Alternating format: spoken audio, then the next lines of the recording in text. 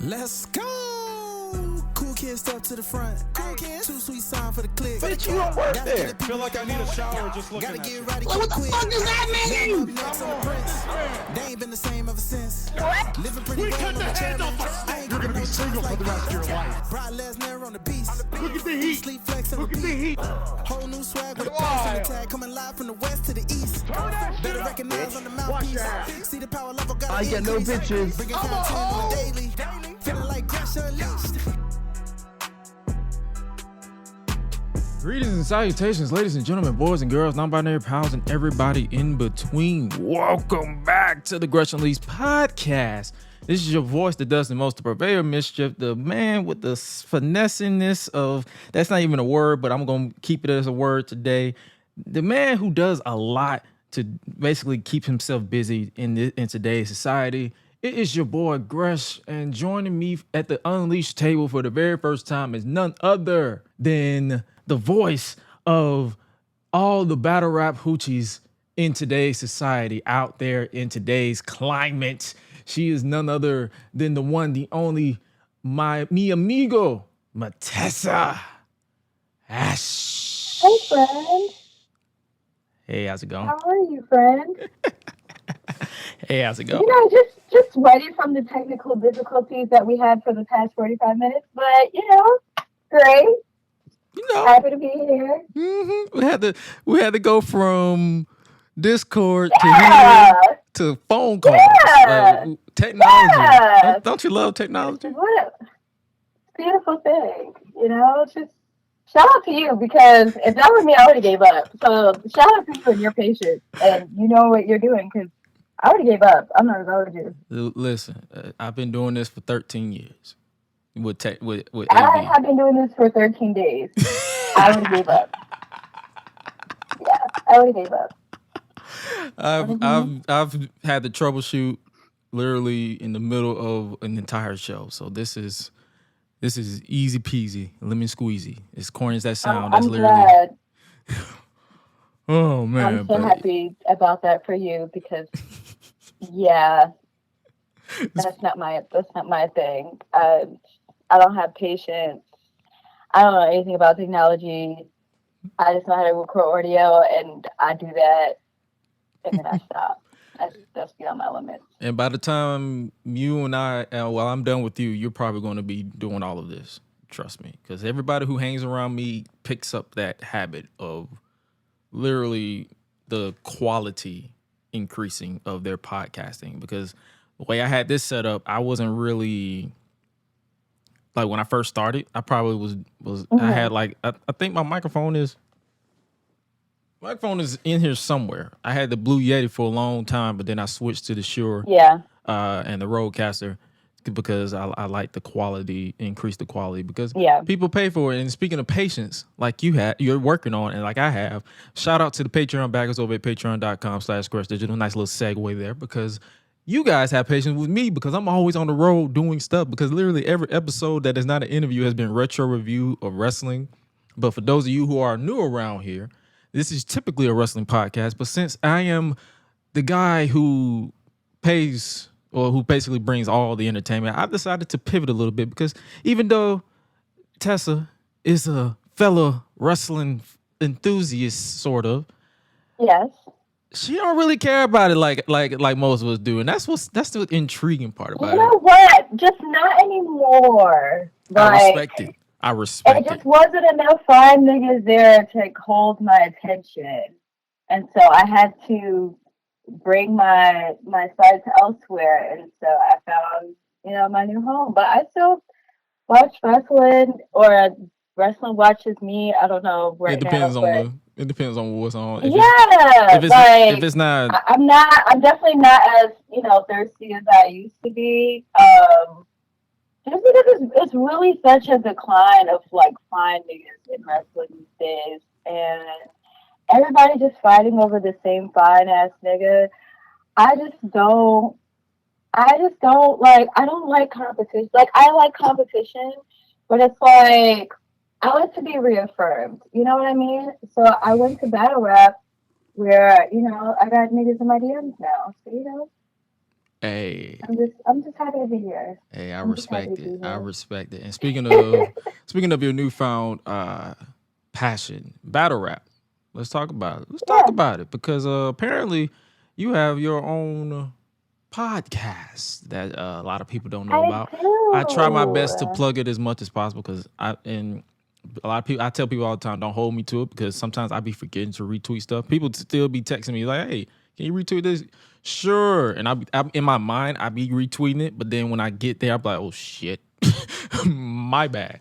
But Nah, like I don't even hold like people like I wouldn't even feel bad when people don't retweet it because Elon don't touch too much buttons on his damn shit that most times they probably don't see it.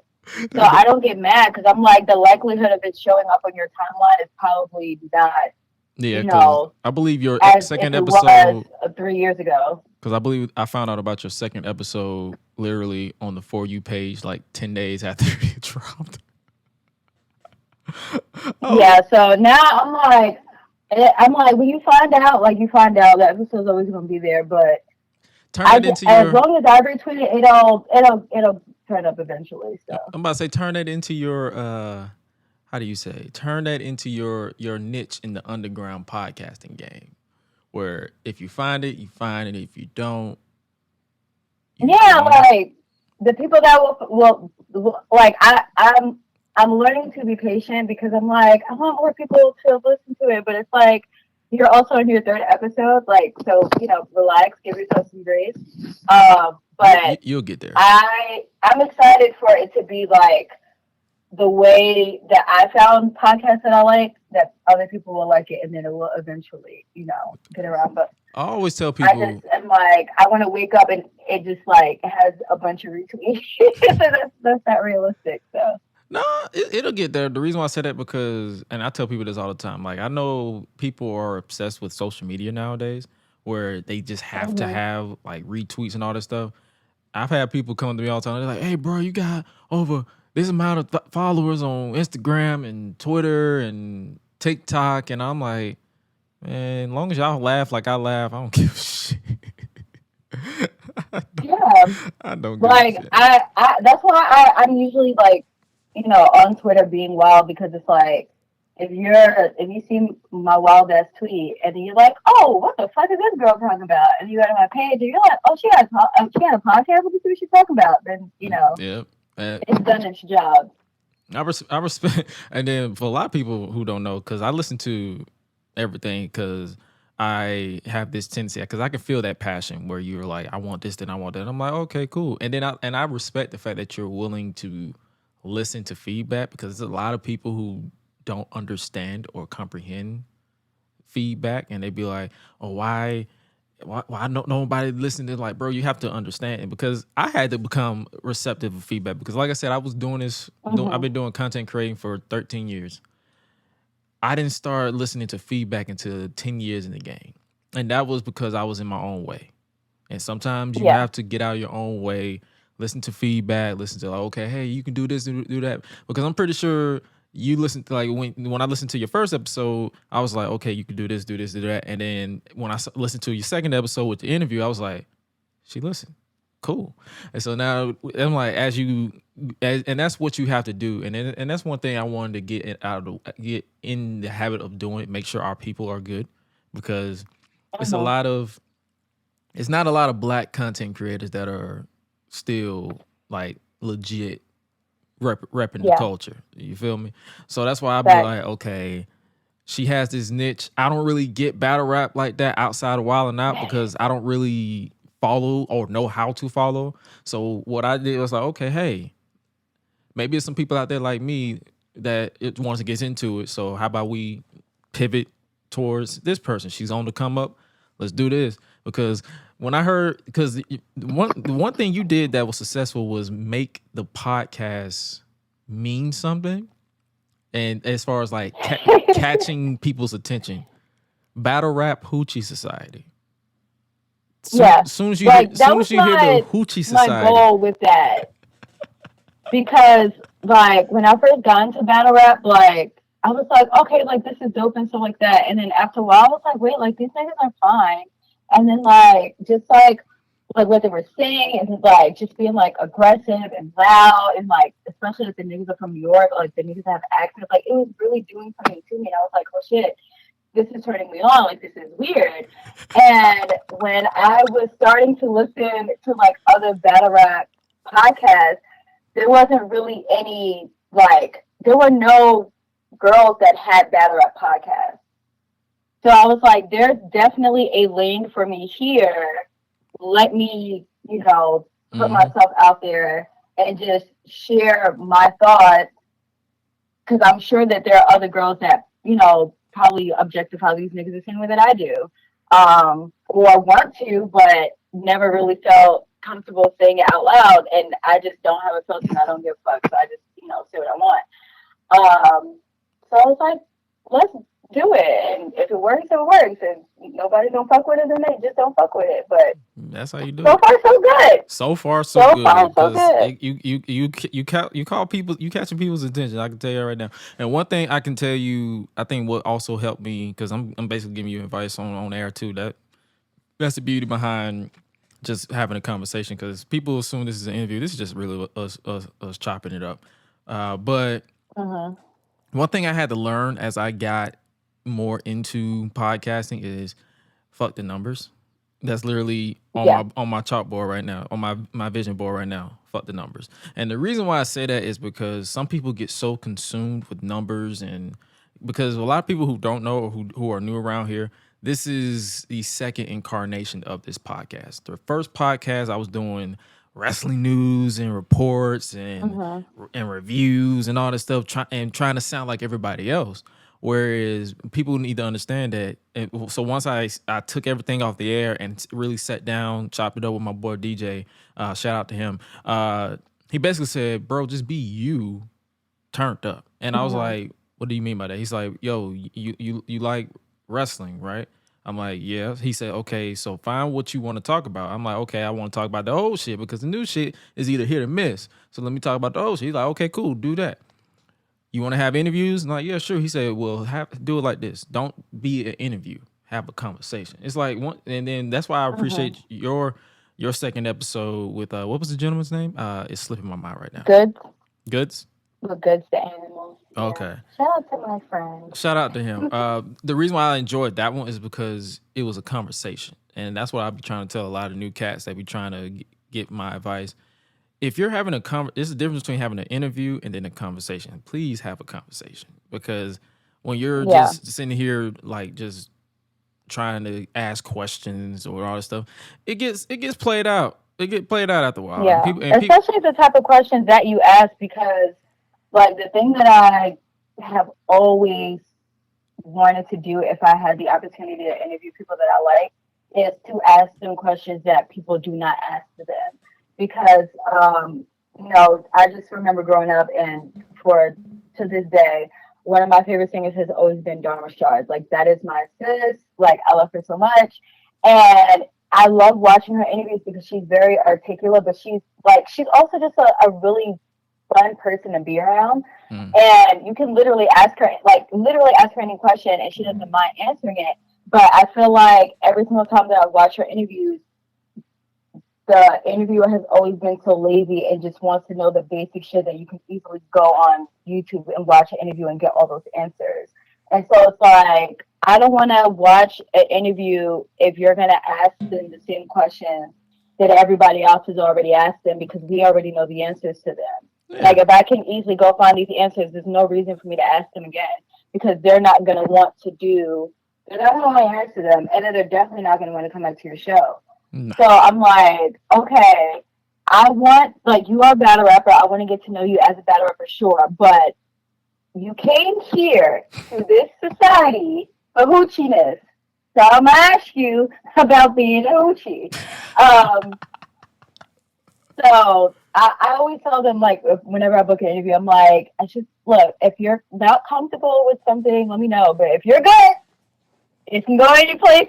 It's going your direction. You don't have the answer. I'm just gonna ask. Yeah, because I tell people straight up, yeah. this is the unleashed table. Basically, there's no limits. Like, I tell people before they even click on it, if you are easily offended, we're not we're not the type of person that's going to offend you on purpose.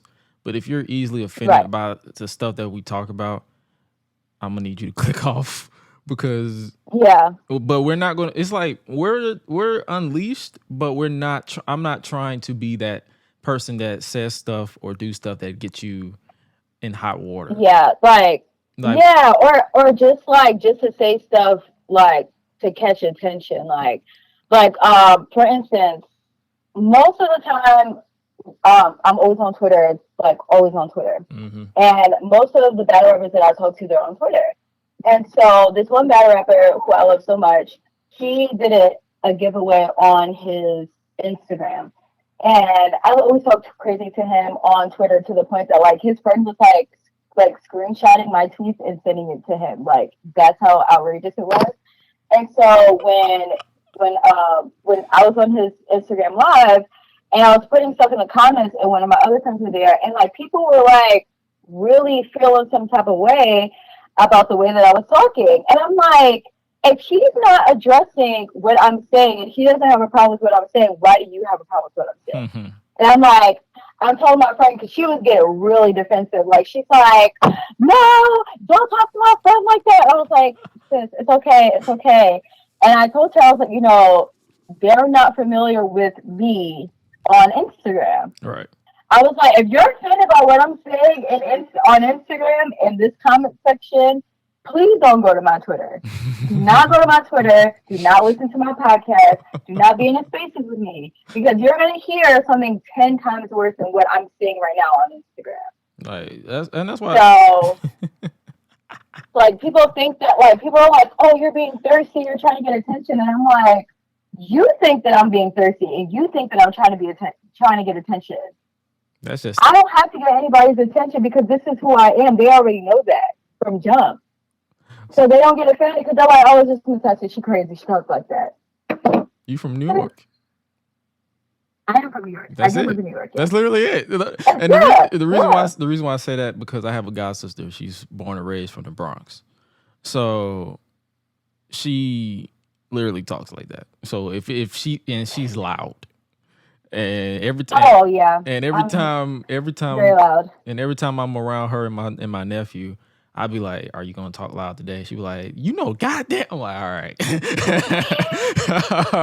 All right. But yeah, love her to death. So that's what I'm saying. We can't help it. Yeah, I have no filter. And I'm like, and every time I tell her, I'm like, every time I talk to her, I'd be like, it's funny how growing up, I always, because me and her met when we was like middle school, high school. So she became, my mom adopted her as a godchild instantly. So it's like, yo, you remember when we used to do it? So that's what I'm saying. Whenever I always have a conversation with people about people from New York, I'd be like, yo, that's just how they are. They literally they don't give a shit. And they mean well. Yeah. Cause I'm not trying to hurt anybody's feelings. Like, I'm like, I try to be respectful. Like, I always try to be respectful first. Like, I don't want to make anybody feel uncomfortable. So I always tell people, I'm like, if anything that I say makes you feel some type of way or makes you feel uncomfortable or you don't like it, just say, hey girl, like chill out. And I promise you I'll never talk about you again in that way. Like I will just make a comment, oh, you're good at that. But other than that, like if I make you feel uncomfortable, like I'm not going to talk about you. But if you don't tell me, then or correct me, how am I supposed to know? And I'm gonna just keep wilding out on you. And it's not even like I'm trying to get your attention because I literally just met a bunch of battle rappers and I told them to their face, like, hey friends, come here, come closer, let me tell you. If you saw somebody saying outrageous things about you on Twitter in a very sexual fashion, it was me. And shake my hand. That reminds me of Lovely with Hikaleo and Tama. Yeah. And it's funny that you brought up Lovely. Shout out to Lovely. I love her so much.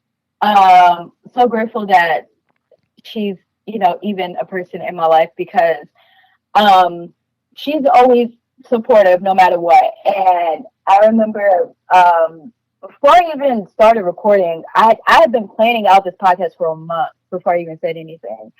And I was like, I don't know if I should tell her that I'm going to do a podcast because she like hated that I got into battle because she was just like, that's all you talk about now. Like, they should have never gave you battle rap. That's what she was. And I told her, I was like, yeah, I'm going to do a podcast. And she was like, okay. And I was like, yeah, like, you know, you don't have to, you don't have to listen to it because I know you don't like it. And I think the week that I put out the first episode, like, she sent me a message and she was like, I don't understand battle rap, but I'm gonna support you because I love you and I'm proud of you that you found, something that you like. Mm-hmm. And I'm just like sobbing, like, thank you so much, big sis, for always being there for me. Like, she's just great like that. Like, if you guys are ever, able to have someone like that in your life, that it's very rare that you find somebody that will go that hard for you and will support you. Mm-hmm. And I haven't even known her that long. Like, I've known her maybe 2 years now. But I love her. I love her so much. Like, from you and not be a part of the crew that confused me with Jonathan Gresham. So. Oh no. No, it's fun. I always use that as a joke because everybody always because we got the same last name. You should have said that you're the better one. I am the better one. You are the better one. That's a fact. Like, no shade. That's just a fact. I'm like, I mean, if you want to prove me wrong, we in the same city. It is what I don't know how anybody could do that. I mean, he's bald now, so you can't confuse us now. I still have all my hair. I'm good. Y'all look nothing alike though. And you're better looking, so I'm confused. And you seem tall. He doesn't seem tall, so I don't know. I'm taller than him, of course.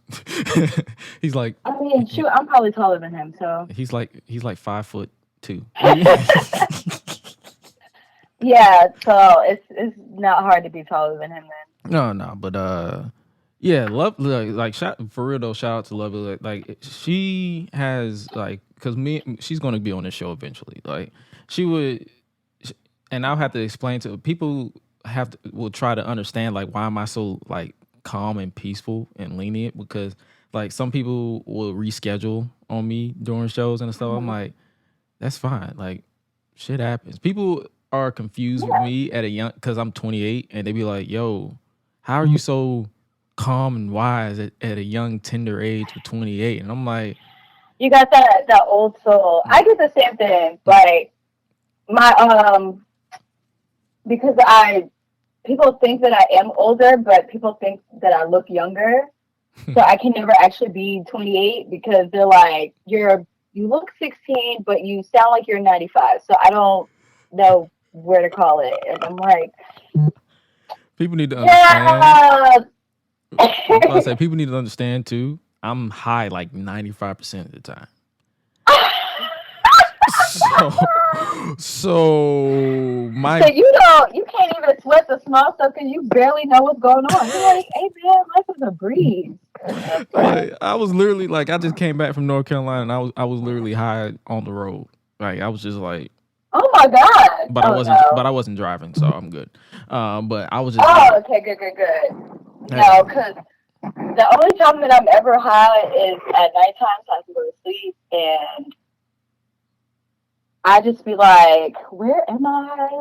What is it with God? Who am I? What's this? Do I have a face? See, the reason why I don't ever get high going to sleep anymore is because I always fight the sleep to try to figure out why do I feel this way.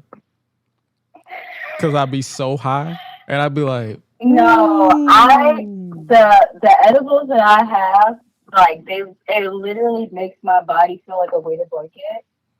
And I have absolutely no choice but to go to sleep. See, I can't even fight it. I have no choice. I just happen to fall asleep. I don't know how. I just fall asleep. For the people who don't want to know about strains, if you can skip past this now, but whenever I smoke Delta 8, yep. Why my whole face be like, yes. I have hold on. Because I just got these new ones because I used to get these gummies from the dispensary, and I didn't like them because the one that they had, it was a hybrid, so it was either 5 milligrams or 10 milligrams of like THC, and then like 4 parts of CBD. Mm-hmm. And they were good. Like I literally was having like some of the best sleep, but they were just too expensive. Like I paid $40 for 20 gummies, and I was like, I'm not like balling like that. I'm poor. So I got these good old Delta 9, and it's a pineapple mango. And the cool thing about this, I think there were $35, and there's 20 gummies in there. And the first time I took this, I took the whole gummy, and I literally felt like I was having a stroke.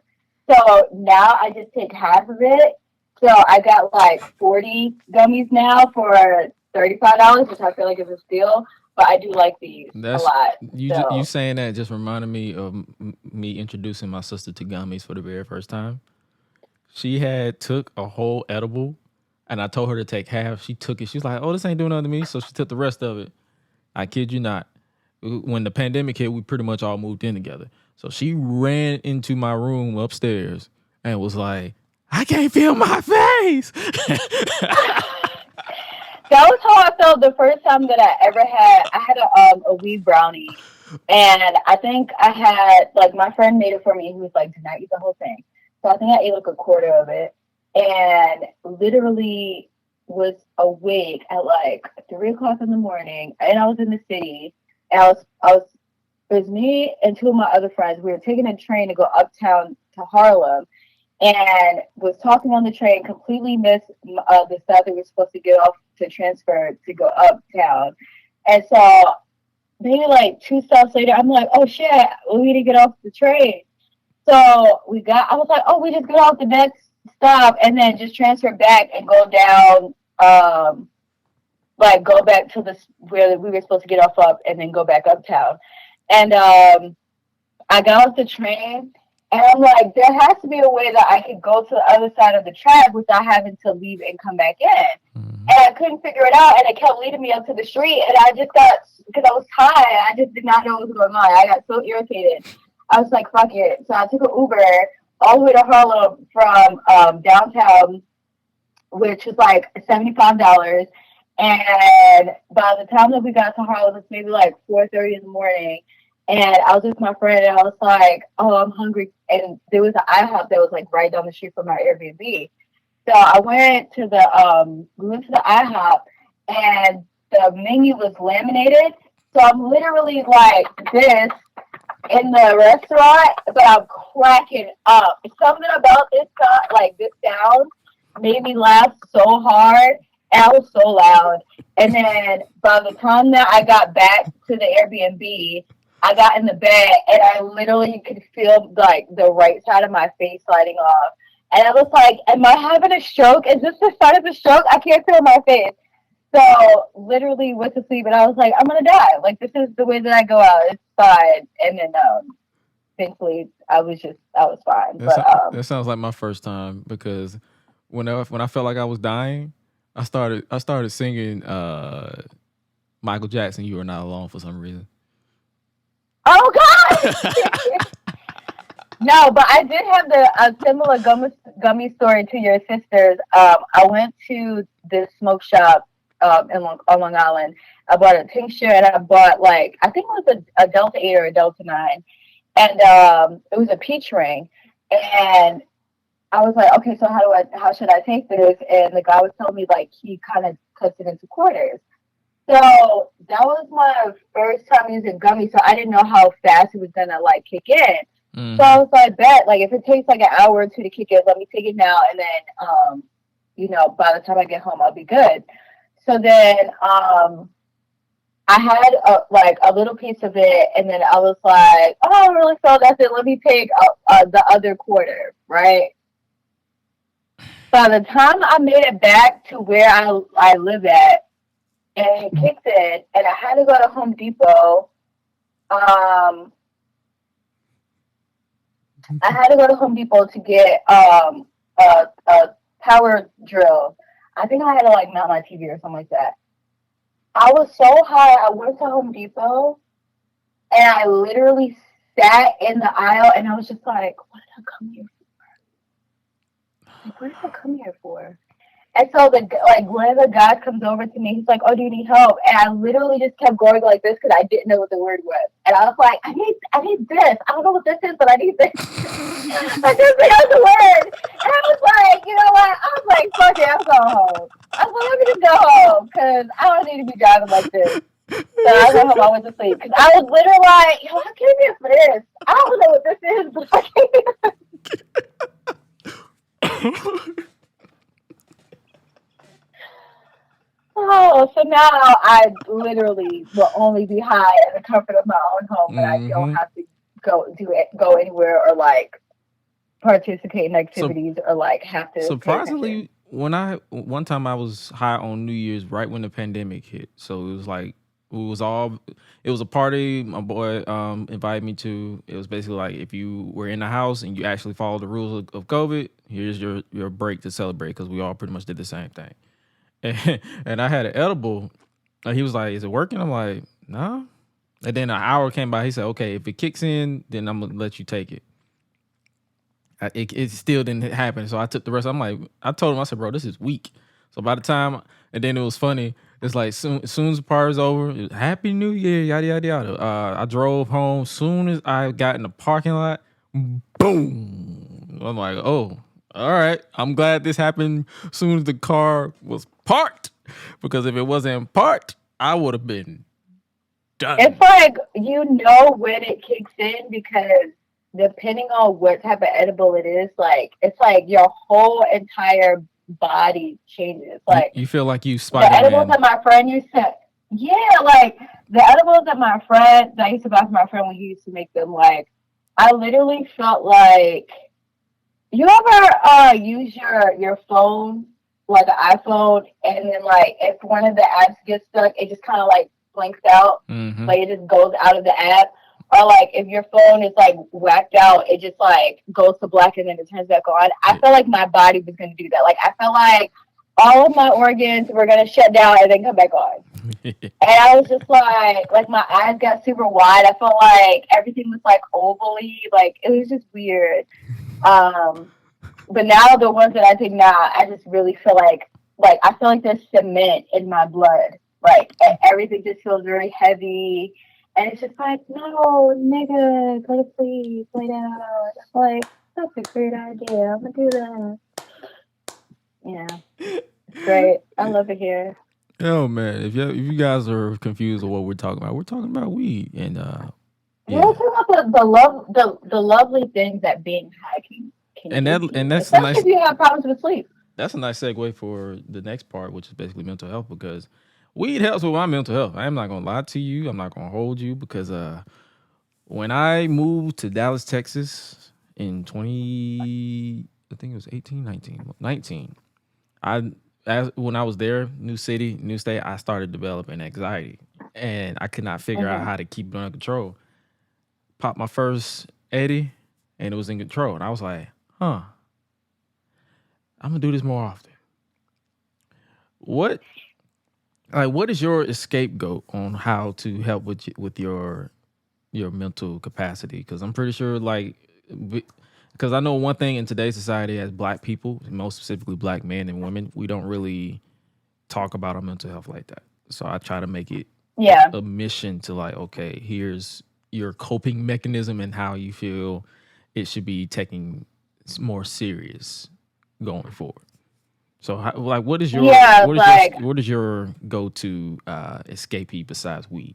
You know, it depends. Like, I'm definitely very big on mental health. I've been in therapy for maybe a year or two now. Or maybe a little bit more than a year. I think I started therapy. I think October 2021. I started therapy, and literally was perfect timing because literally like a month later, like all hell broke loose. And shout out to my therapist because I was like, I'm ready to jump. This is ghetto. Like I hate, like it was just like craziness after craziness after craziness. So shout out to my therapist for, making sure that I was not, going over the edge. And shout out to my group of friends that I hate that we're not as close as we used to be, but they have definitely helped me on many occasions, like bring me back down to here, because I will be like, what the hell is going on? Like I felt as sometimes like Coach Crean from all that, like the life I live is sad. Like like I tell my therapist that, and I'm just like, I feel like every bad thing happens to me, like, and I'm so sick of it. But what do I do to cope? Like I will watch my favorite movie. Like my favorite movie is The Wiz, so I'll watch my favorite movie. I have like a bunch of playlists on YouTube that I watch, that as long as something makes me laugh, like I feel better that way. Like I need something that's gonna make me laugh. Like I'll watch a stand-up special. I watch people on YouTube. I have like a whole list of Instagram people that I watch. And now I do this I'm actually trying to make this shirt that says that I watch battle rap for self-care. Just because I have certain battles that I literally will watch every single week, just so I can feel like, so I can feel alive.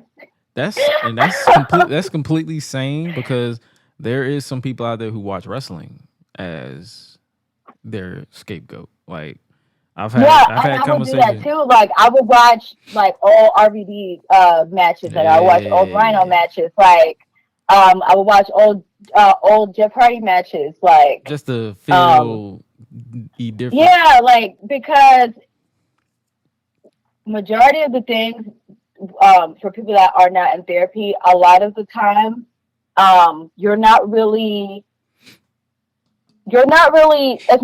you in your current state that is going through the things. It's your childhood stuff that's going through the things.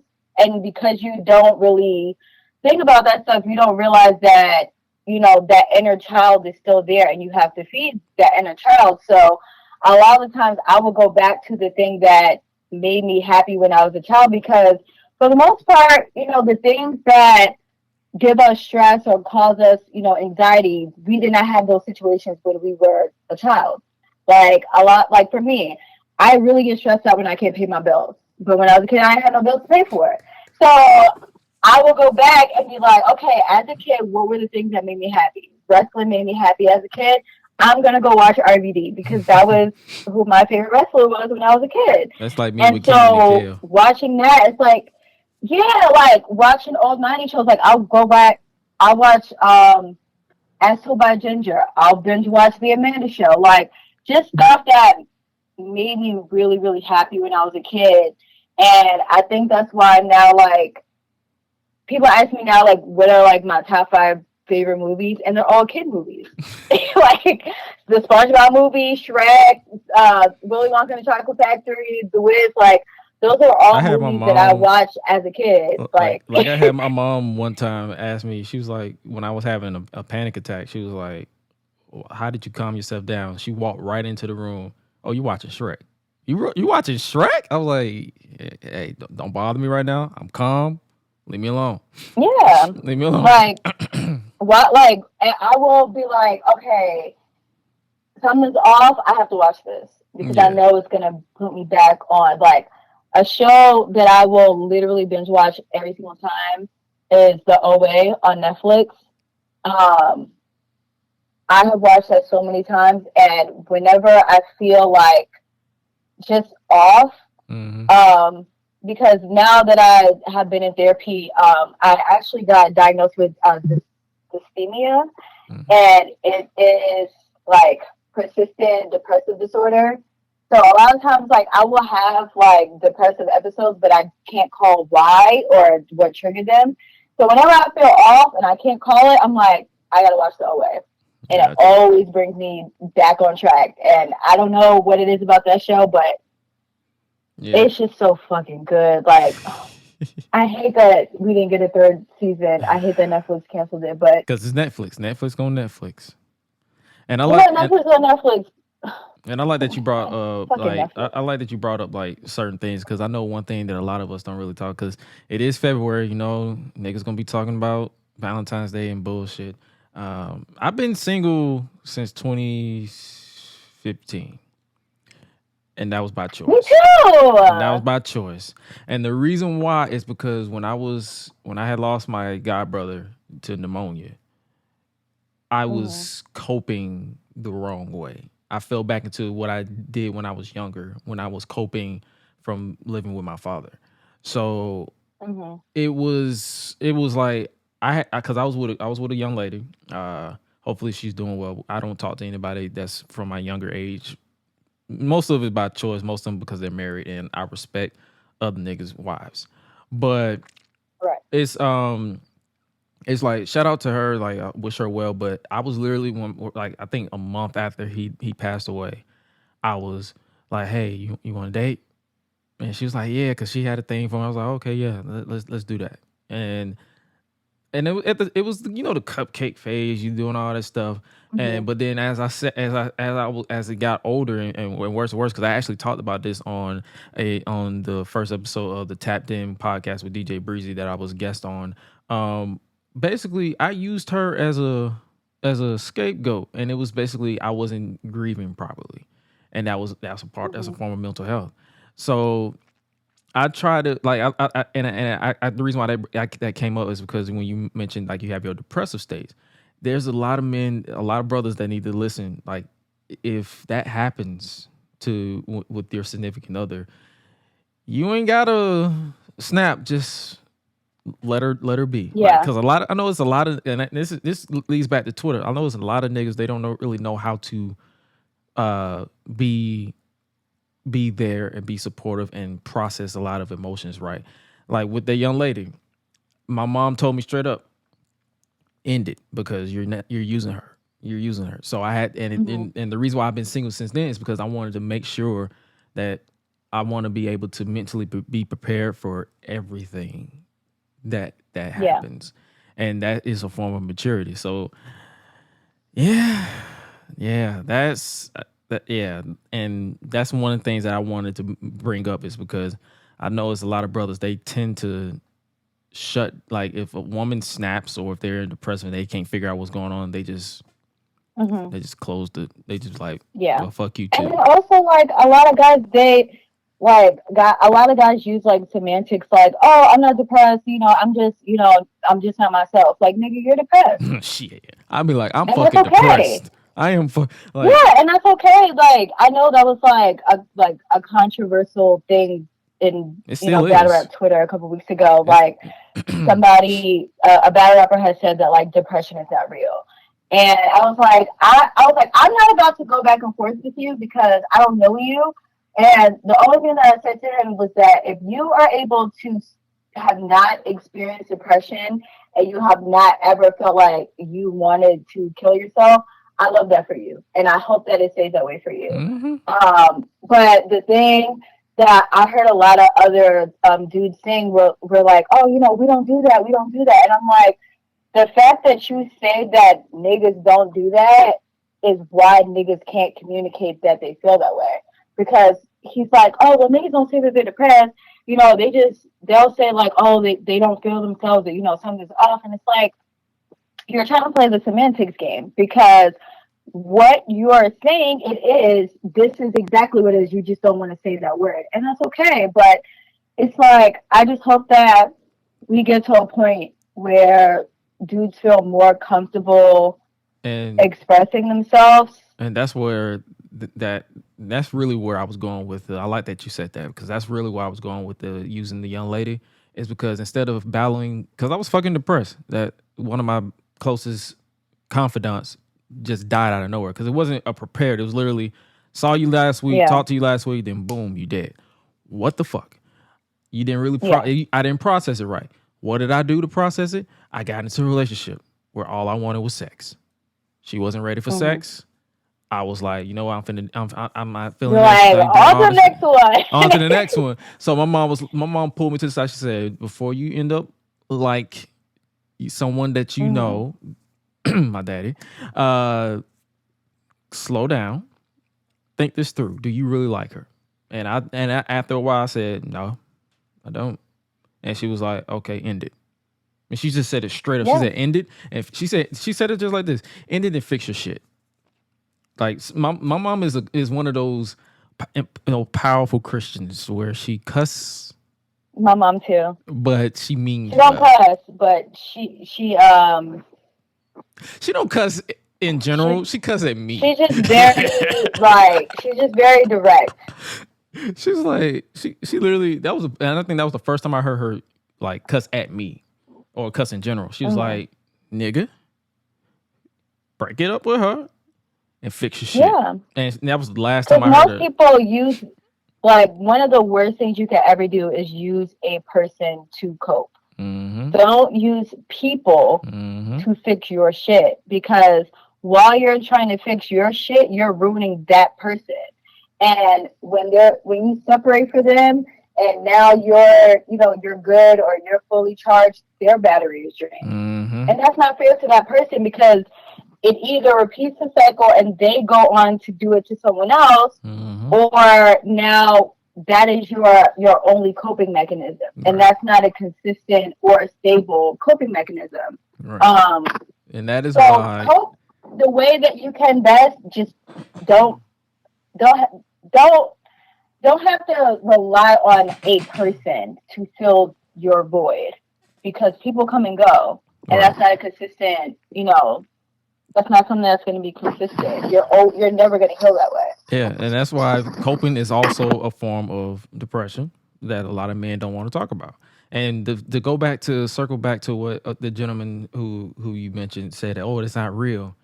I wish we could tell that to Twitch, because he was happily depressed. And what I mean by happily depressed, he was happy, but you could tell he was depressed, because can't nobody on the surface be happy and then off themselves like that. Yeah.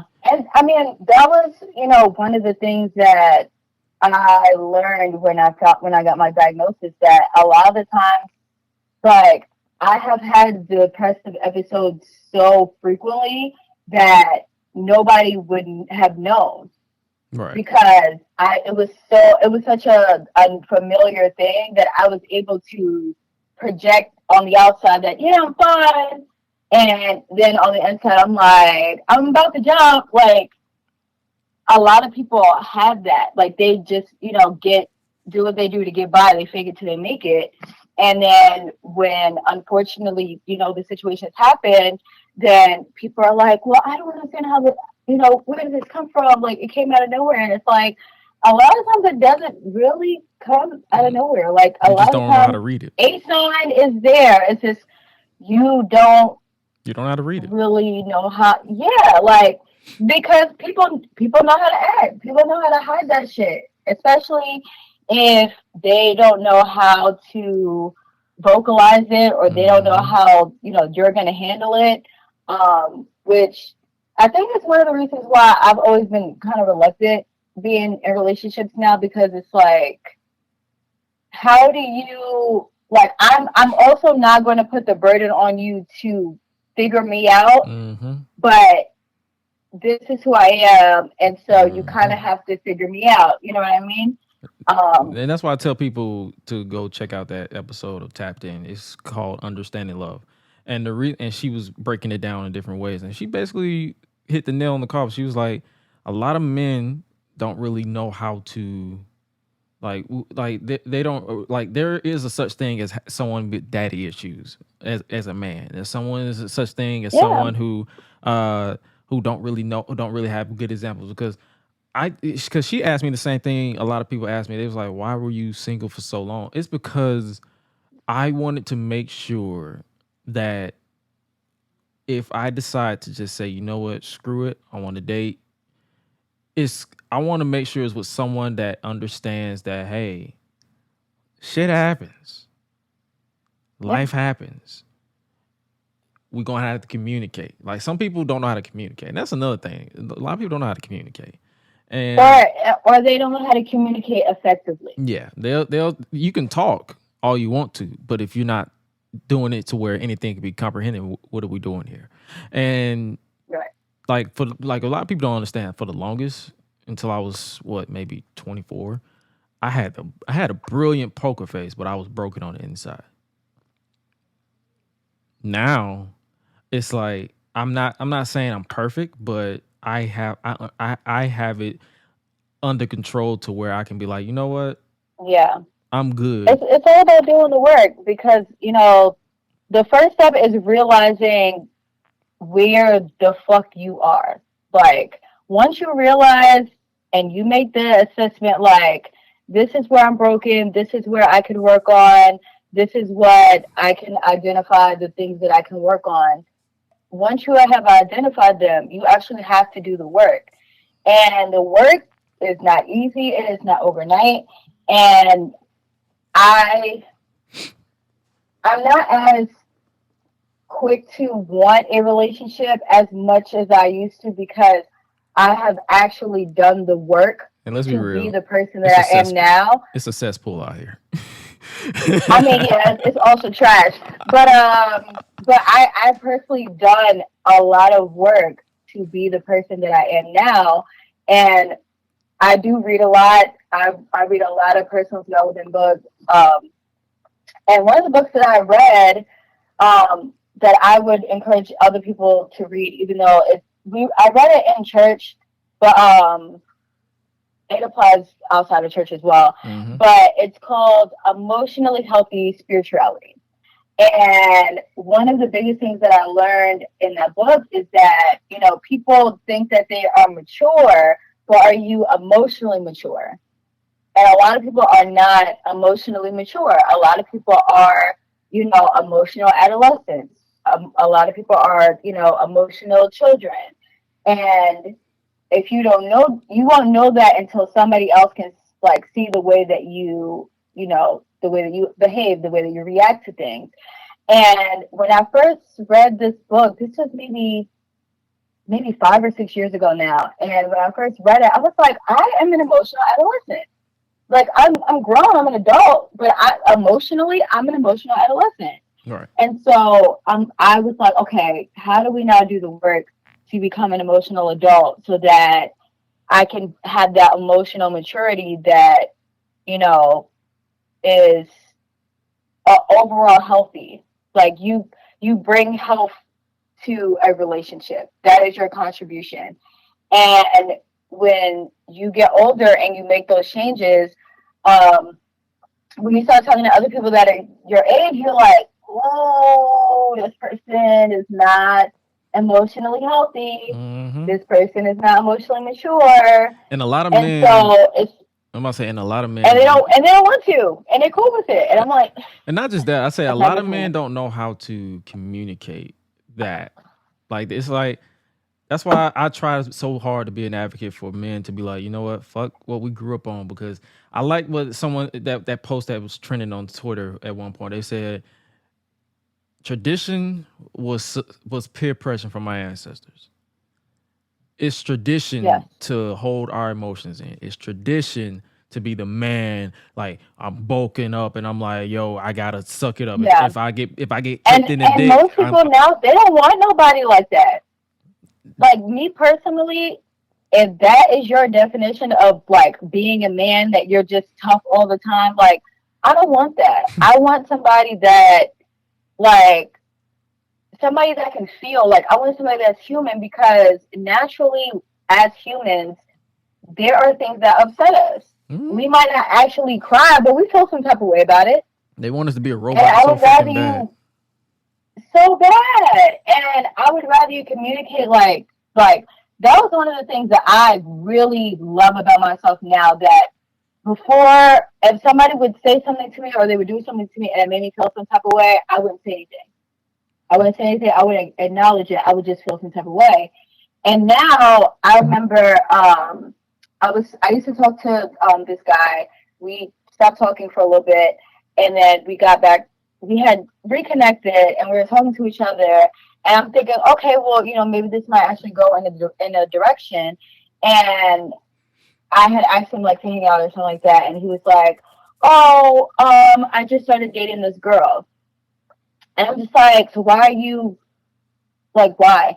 So instead of me thinking to myself, why, I said to him like, "I personally do not like that you just came and disrupted my peace." Mm-hmm. I was like, if you were already working on being with someone, why did I have to be a part of it? You could have just left me alone. Right. And because I said that to him, he's like, wow, I wouldn't have known. Like, I didn't think about it like that. And he would have never thought about it like that if I actually would have told him how I feel. Right. Because a lot of people feel things, but they don't communicate how they feel. And that's okay.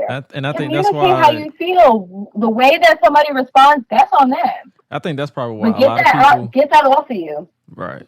I feel like that's why a lot of people are thrown off by me. It's because I know that now. I do that now. Like it's like people assume that just because I joke on social media and all that stuff that I'm like this one-dimensional individual. No, I have moments where I have to detach from Twitter and Facebook and Instagram and YouTube because I have emotions. Like I literally have to put on my board like, yo, relax today.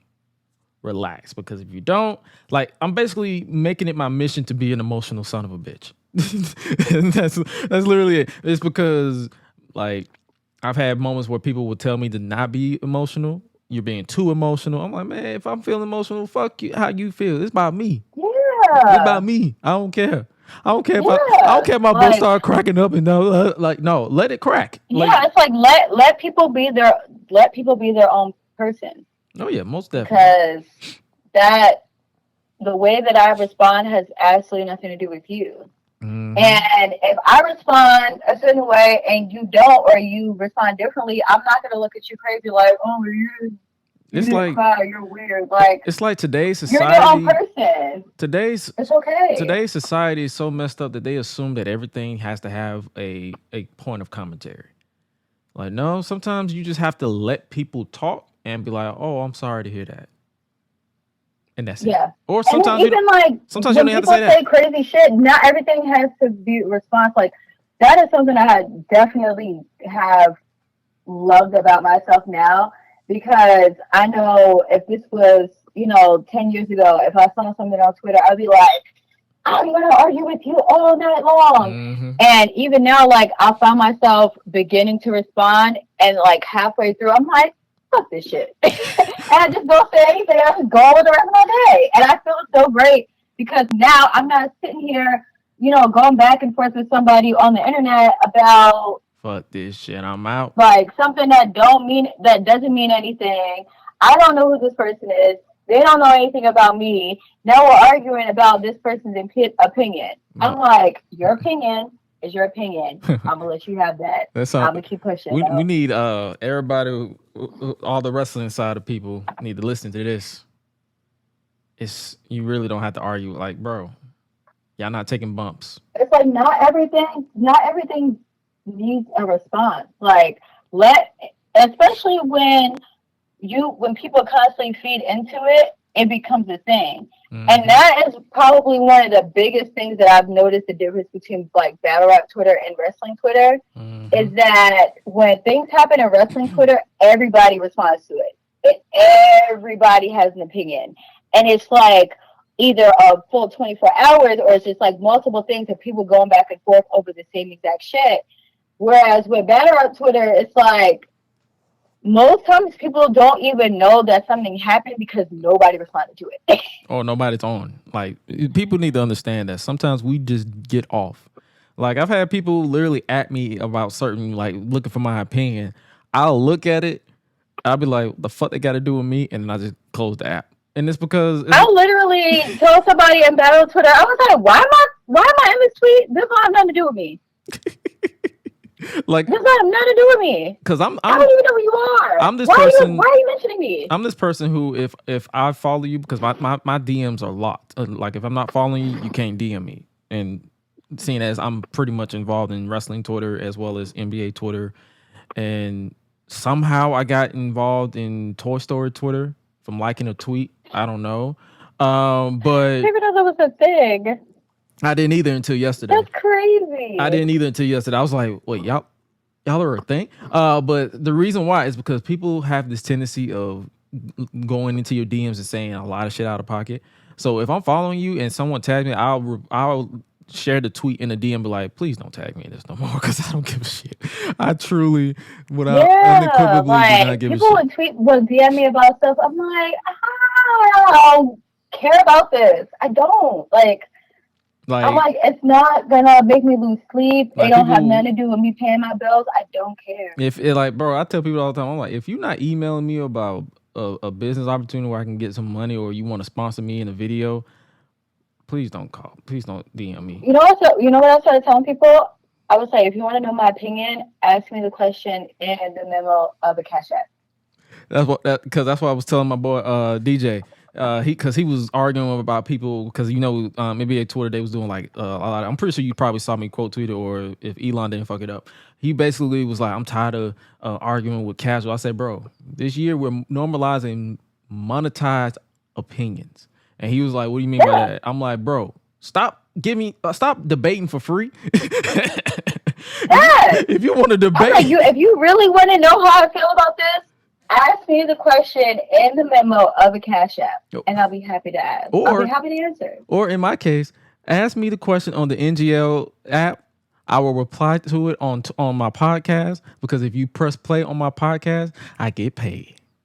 So you're going to pay me regardless. I mean, if you want to Cash App me, you can do that too. If you really want to get my opinion in the moment, my phone is right next to me. If I'm not live tweeting it, like saying off the cuff shit for watching Raw, SmackDown, NXT, Dynamite, or even a movie, I don't care.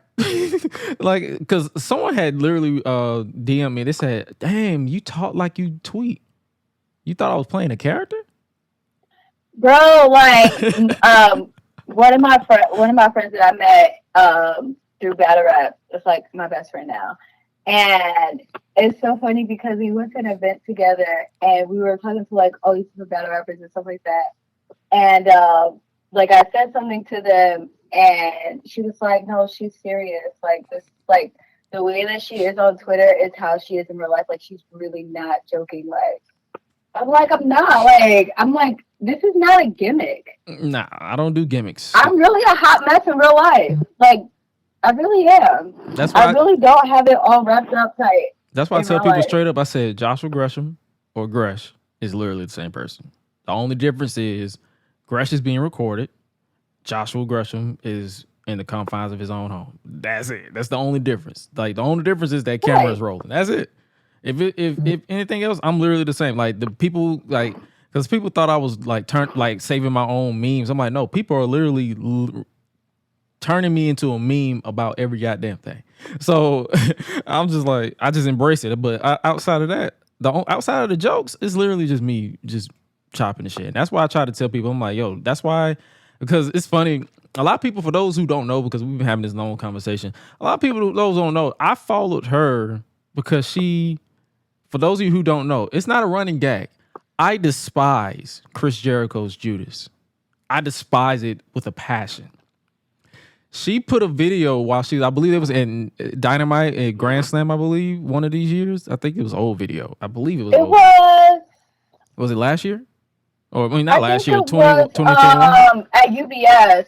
Okay. I think it was at UBS. Okay. It was, they started naming the one that they have on Long Island, but I can't, that might be a Grand Slam. But I did it twice. I did it the first time when I went to UBS, and then now every time that I go, I just record it because I'm just like... She's like, it's not even that good. It makes me constipated. She said, she said, oh my God, this is embarrassing. It's never that good. This is not because, like... I need y'all to understand how stupid y'all look when y'all be up there singing y'all heart out. Literally. Like it's on the Bill One Hot 100, and then 5 seconds later when he starts calling y'all crazy, then y'all want to boo him. Y'all was just singing his song word for word, bar for bar at the top of y'all lungs, and now you want to boo him because he's calling you out your name. Like, y'all fake. Y'all are fake. Because guess what? While y'all standing up singing this song, I'm sitting here like this waiting for it to be over. Right. so that when y'all start booing him, I can join in with the boos because I kept that same energy. Like, y'all weird for that. I'm not going with y'all. No. Y'all very weird for that. What cracks me up is how they be clapping. I'm like, bro, y'all acting like y'all sounded good. Y'all sound horrible. Like, don't let, because y'all, I'm like, y'all gotta understand when they put the camera on you, there's this beautiful thing called camera mics. They catch y'all harmony. Y'all don't have a harmony. Y'all sound like a record scratch. Yeah, that's it's literally. Like y'all should have saved that energy for Cody Rhodes song. That's the song I will sing at the top of my lungs and perfect pitch. Like, Whoa! I cannot wait until I can go to a Raw the next time they come back to New York, because I'm going to sing. I mean, I already have this song on my playlist, so if it comes on in the car on shuffle, I'm like turning it up. It's in the gym playlist. It's in the gym playlist. Putting the windows down, yeah. Like going, yeah. Like, that is a song that deserves that energy. It does, because according to wrestling Twitter, fans are going to turn on him. But even though every time he pops out, they literally in unison be like, "Whoa!" So no, I don't think I could ever turn on Cody Rhodes.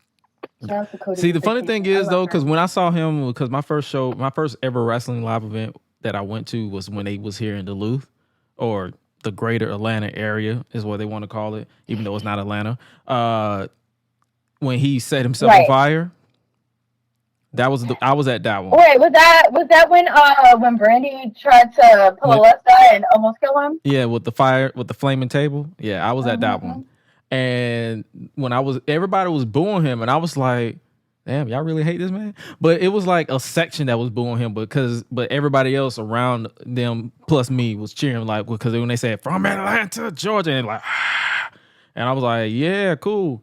But then when he set himself on fire with that reverse neck breaker or whatever whatever the official term is, I let out this biggest, now why the fuck did you do that? And everybody in my section was like, yeah, why did you do that? I'm trying to think. I was somewhere during that episode, because I don't think I had watched a lot, but somebody had told me, and I think I went back and I watched the clip, and they were like, "Oh, Brandy tried to kill Cody," and I'm like, "Huh?" Tried to set him on fire. So I saw the clip, and after I saw it, I retweeted it with Left Eye's arrest photo, which she posted the side where she's in jail, and I was like, "I see the vision, Brandy, no problem." Like, I see what she did there. Trying to set your husband on fire, no problem. See, Brandy, me and her, like when she was on TV, it was a few times where I was like, why? But she was not a bad talent. That was most people most of the time. She was not a bad talent, but she was just more so like, now was this needed? Like a lot of things that Cody and AEW, after a while, it was more so like, was this really needed?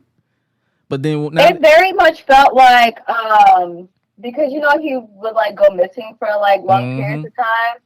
It felt like I don't want to call him a deadbeat dad, but it just felt very much like, okay, I'm going out for cigarettes, and like he never came back. And he went back up, would be like, he went to go get cigarettes and some milk. I bought you, like, yeah, like, and then he comes back and he's like, oh, I got you a teddy bear though, and then like he leaves for another 8 months, and he comes back and it's like, oh, but look, we got matching outfits, and then he leaves again.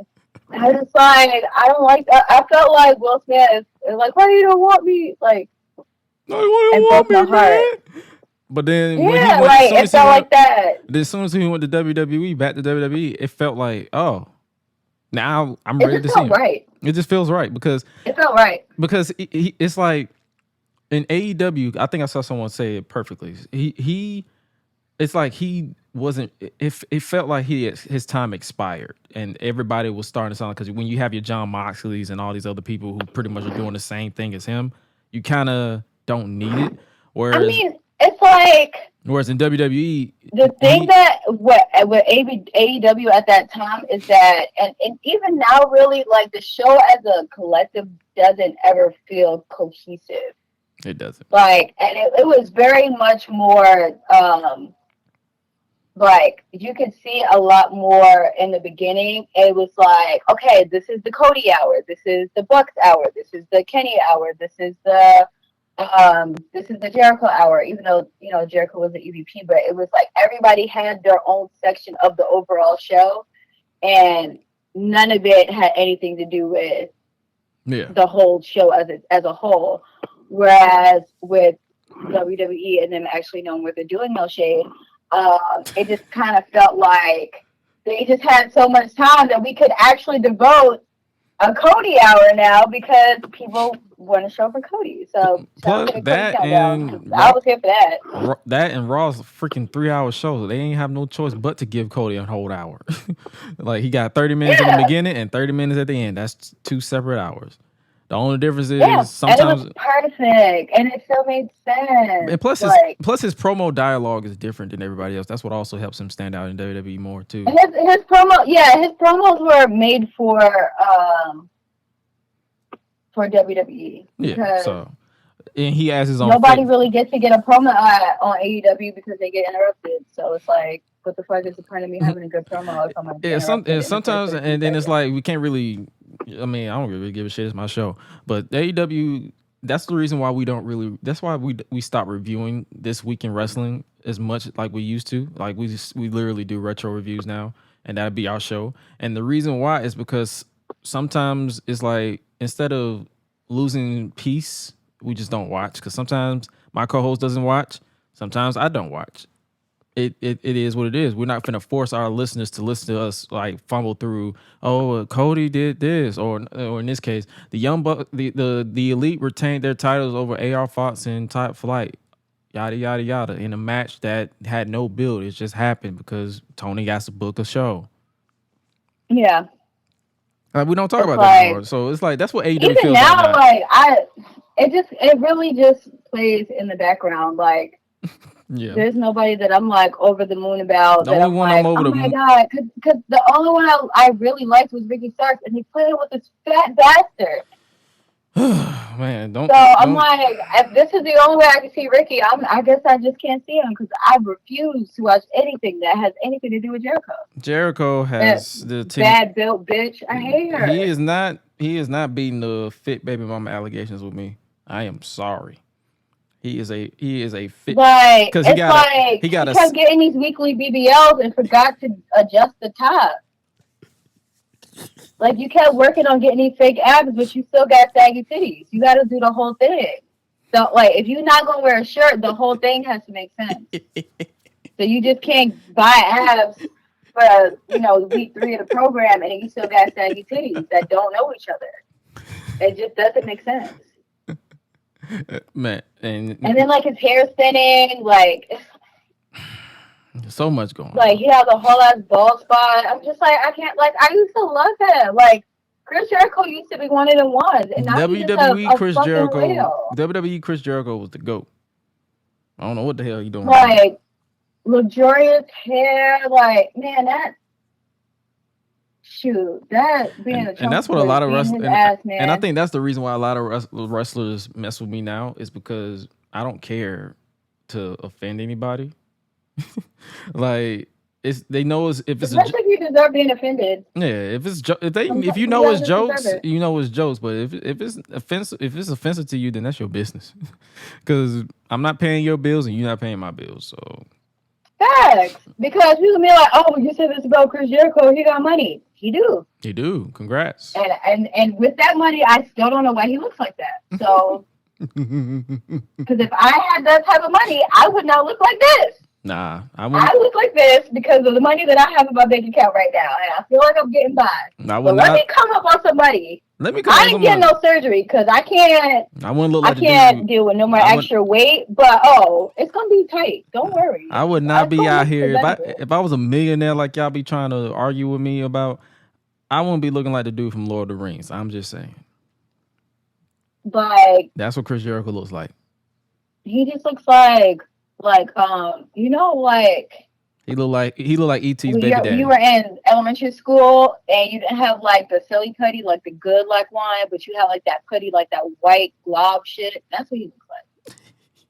She just looks like a beluga whale. This don't turn into a Chris Jericho roasting.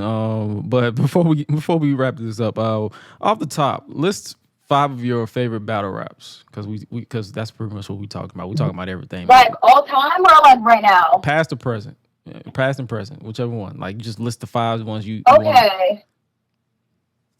Top 5 right now.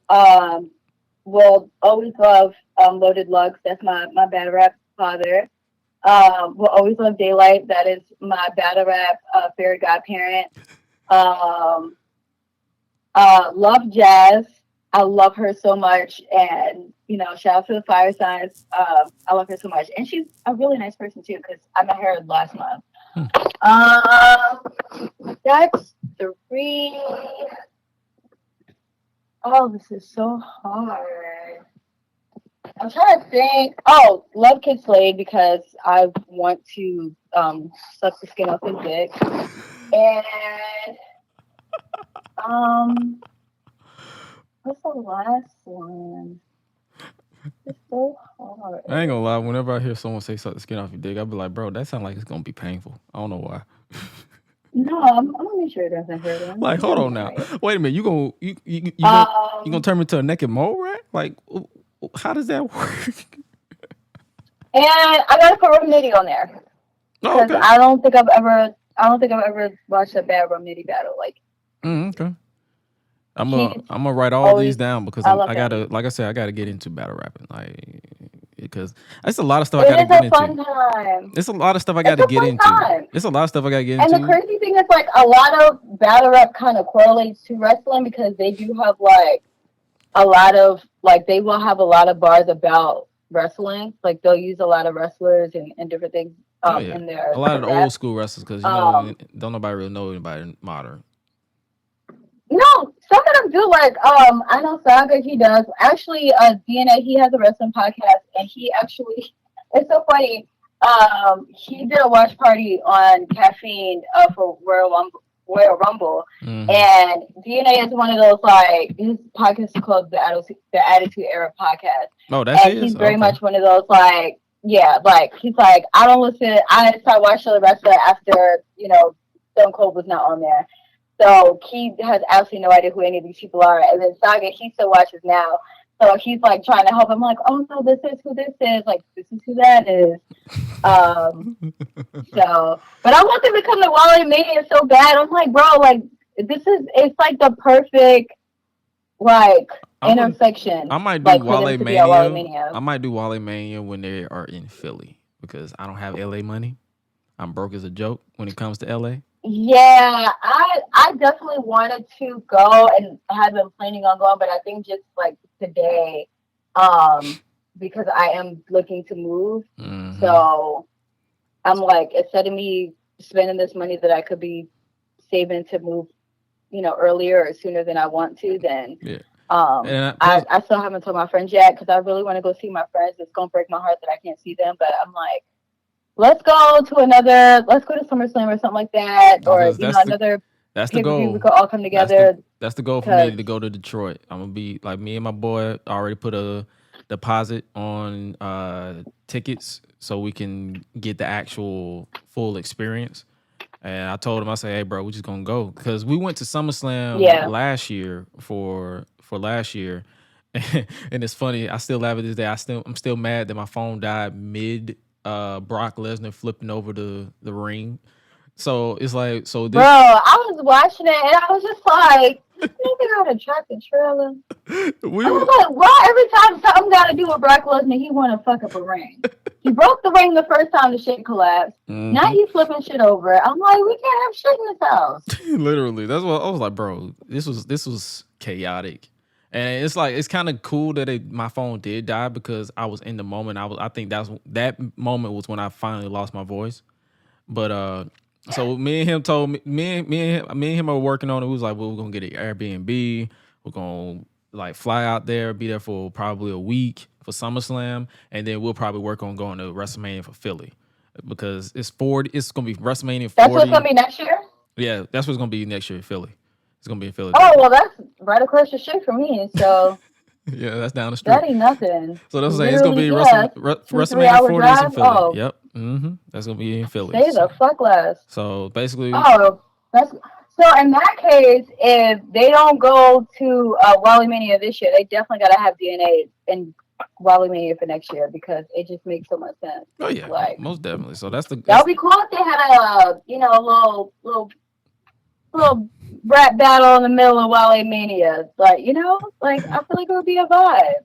So besides the podcast that you got, the battle rap. For those of you who don't know what the battle rap Hoochie Society is, there's a new voice in the battle rap game. Join Matessa Ashley, the leader of the battle rap Hoochie Society, as she provides her hilarious perspective on rap battles, past and present. I just gave you a brief description of her podcast, which you guys should be checking out if you haven't done it so already. We talked about everything here.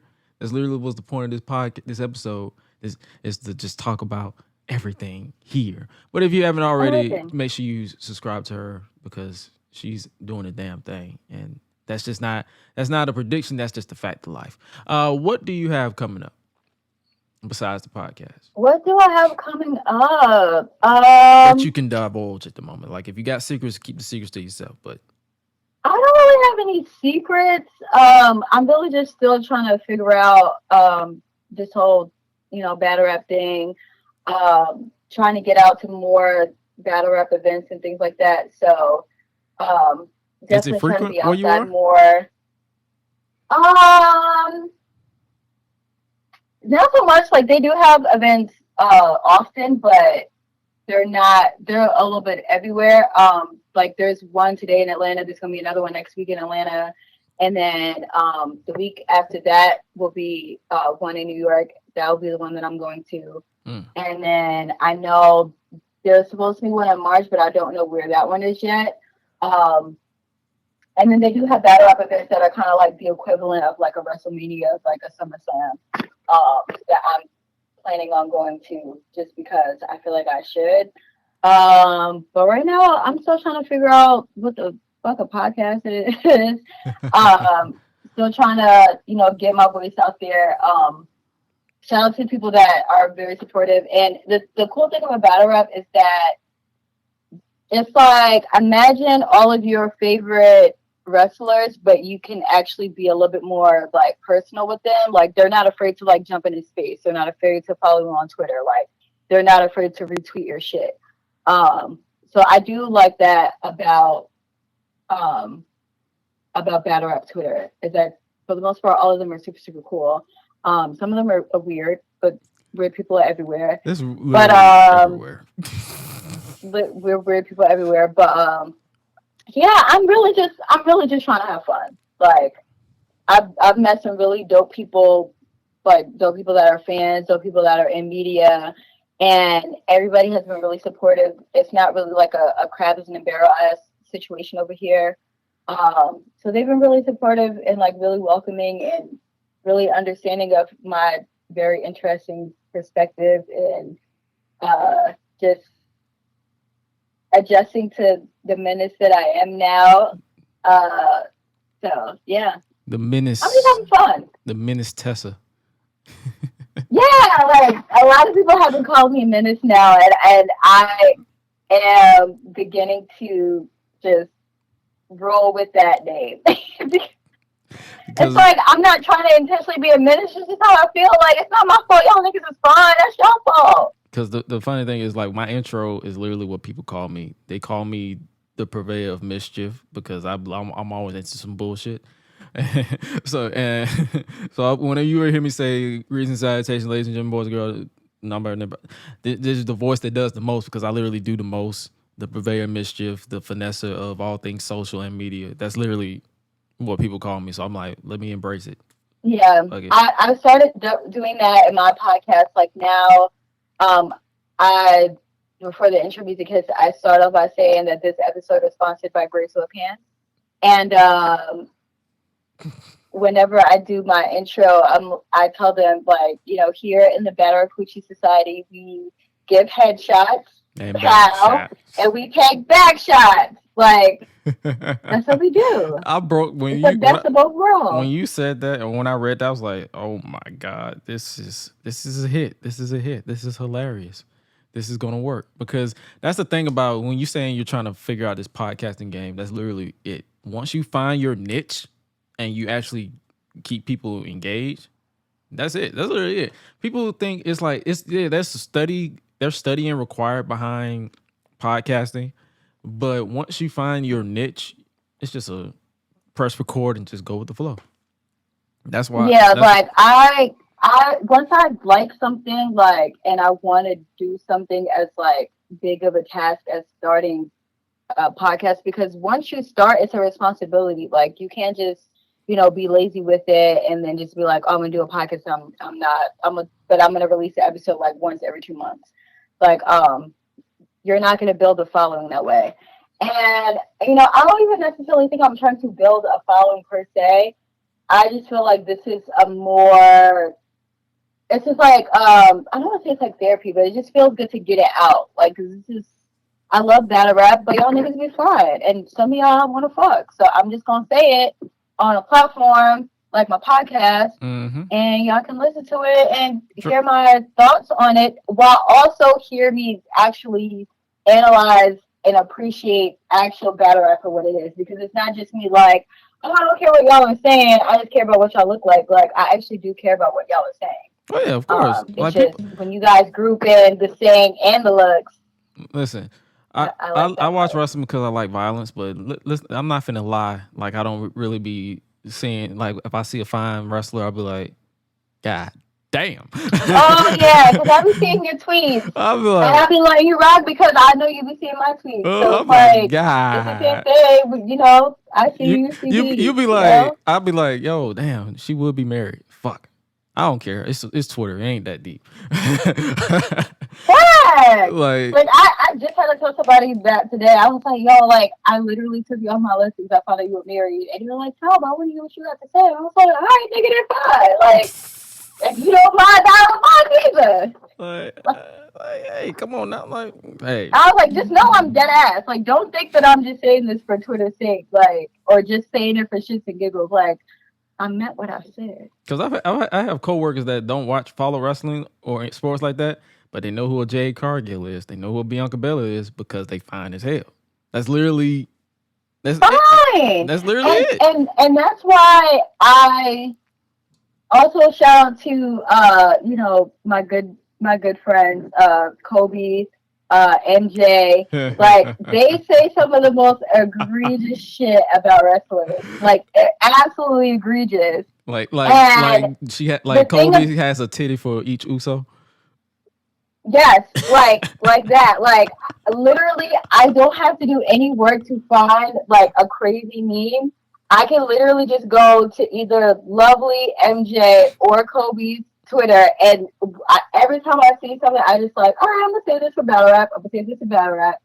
And it something that Lovely said, and that's why I want to apply it to battle rap, because something that Lovely always says is that a lot of wrestlers should play into the fact that they are fine ass niggas, because most of the times that's how you get the bitches. Like, that probably won't watch wrestling, but they'll watch you if you find. And when she said that, it made so much sense, because it's like, honestly, if Ricky Starks was non AEW, I probably wouldn't watch AEW at all.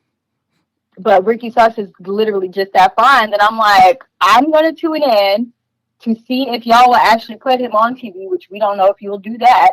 But just so I can see his fine ass, I'm gonna watch, because the nigga's fine. But he also is a good wrestler. So the same thing applies to battle rap, because even now with me, posting or retweeting certain battle rappers, now I have my wrestling Twitter friends that are like, wait, who is this nigga? That nigga fine. You see? Now you just got a new fan, or somebody that is probably doesn't know anything about battle rap, but will watch you because you fine. And so, it works. Why do you think Ricky Starks calls himself Stroke Daddy? Like, I know why he calls himself Stroke Daddy, but I want to find out why he calls himself Stroke Daddy. Because I know he likes to play golf, and I know he's good at playing golf. So yeah, Stroke Daddy. But no, I'm trying to find out if this is double entendre. You know what I mean? Like when I ask people why does Roman what is his obsession with handcuffs, and people are like, I don't know, but I'm trying to find out. I'm like, there you go. Oh yeah. He know what he doing. Yeah. He know what he doing, and that's why a lot of independent wrestlers need to do that. If you know you're attractive, do that. Like literally, my first episode, I did a watch along, and it was Rum Nitty versus K-Shine. And I called it an Eiffel Tower battle because both of them niggas is fine, and I would like to be in between both of them. And I don't remember who had the bar, but somebody was talking about like obviously a gun. They were like, "Oh, it grips different," and I was like, "I too grip different. How about that? How about that? How about that?" And then like I didn't even know, but I think while I was watching it in Rub Nitty's third round, he choked a little bit. Like he kind of like forgot, what his next bar was. And I was like, it's okay, Nitty, because I too choke sometimes. It's okay. See how that works? Like it just works. So I do what I can. I just do what I can with my little platform. That's all. But wrestling fans, just because she do that, don't do that. I ain't talking about the women, I'm talking about the brothers, because some brothers that listen to me don't understand boundaries either. So we gotta reiterate, like, it's okay to joke, but there's a fine line between joking and being downright weird. Yeah.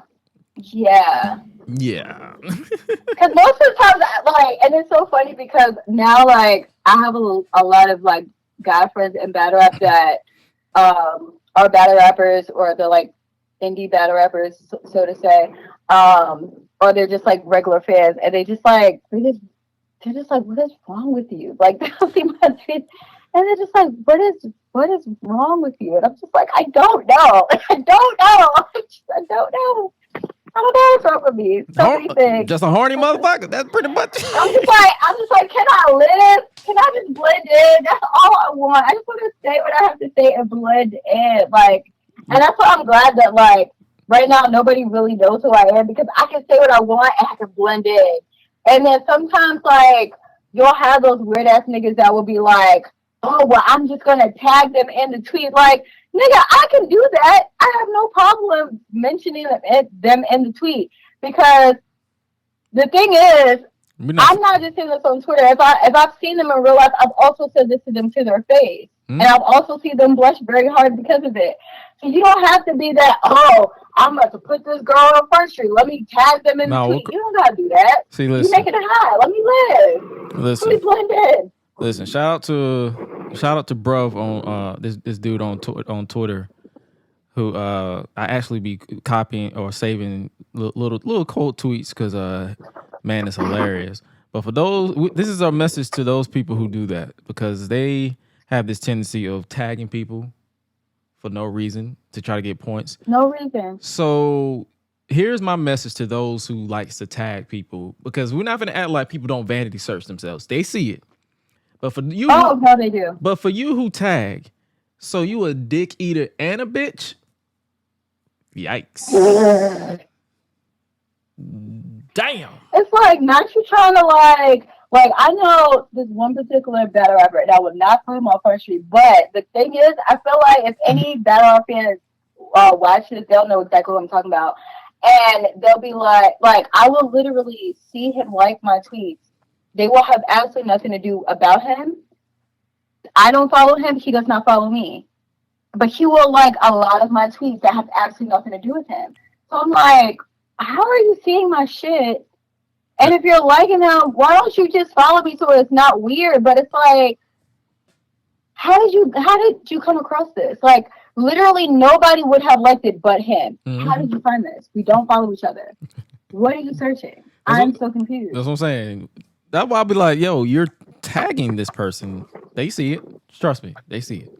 They see. Yeah. I'm like, crazy enough, I have a lot of bad rappers that follow me now. So I'm like, for the most part, I don't have to tag them, because eventually, shout out to Elon touching buttons, eventually it'll show up on their timeline. Mm-hmm. But you trying to make it funny or trying to embarrass me, like, oh, look what this person said about you at this person. It's like, you just look stupid. And don't let them be. And don't let them be trying to call I don't need me. your help. And don't be letting them try to call you out on somebody else's tweet. And I'm like, bro, you follow me.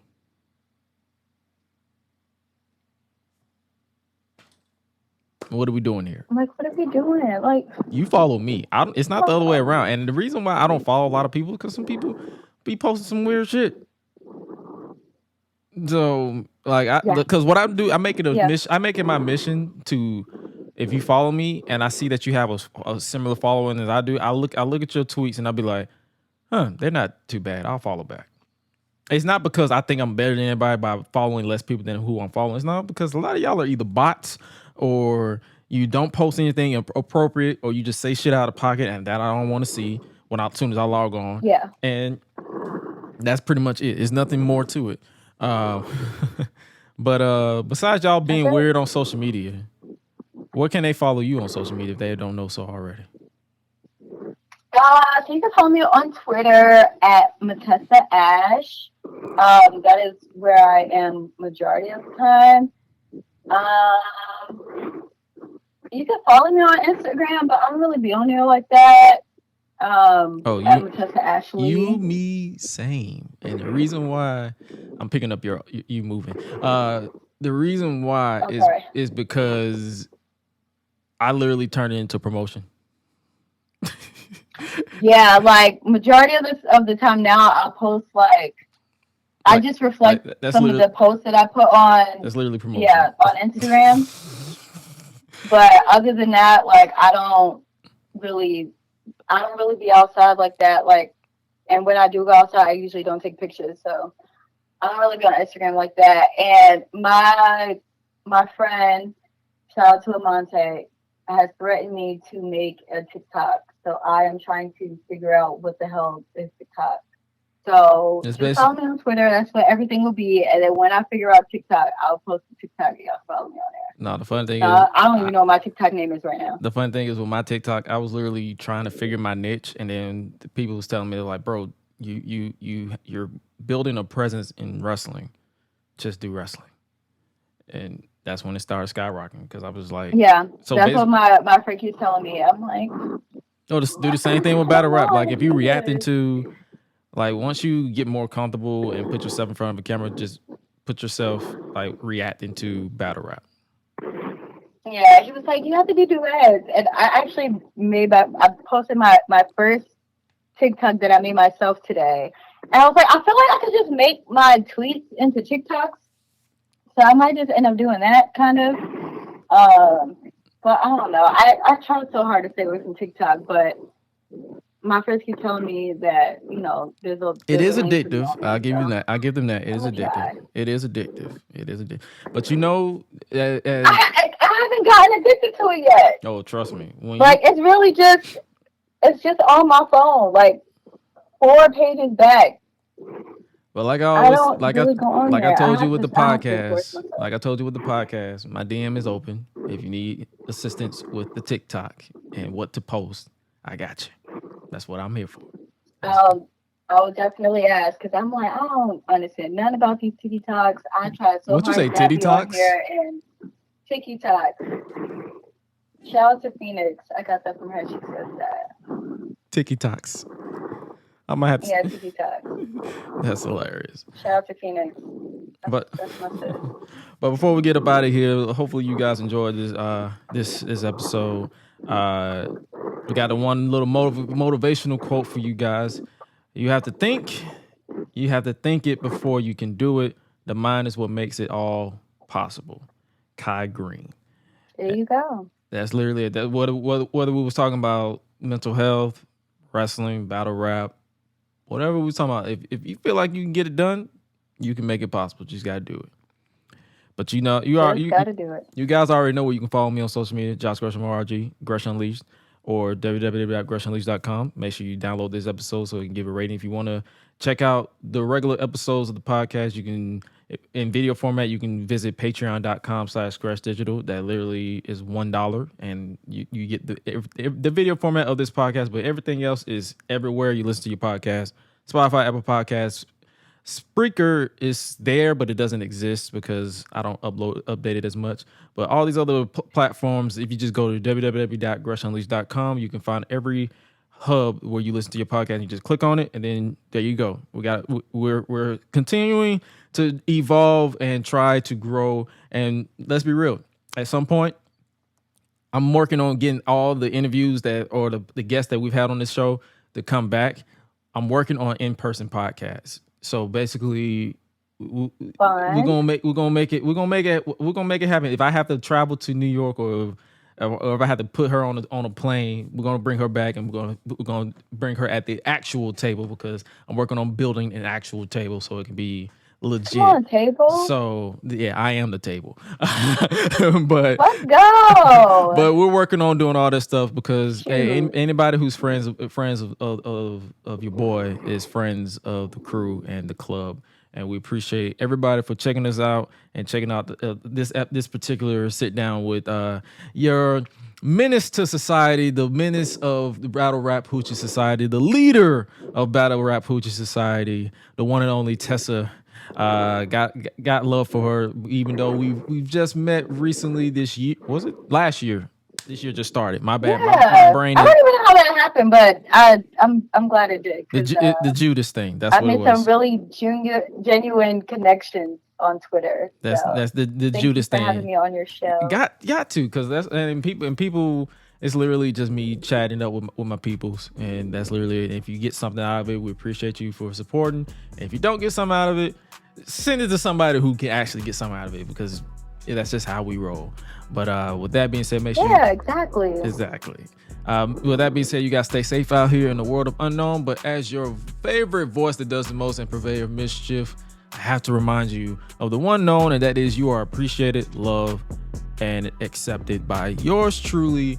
And remember, as the song says, to always eat, sleep, flex, and repeat. We out. Be breezy.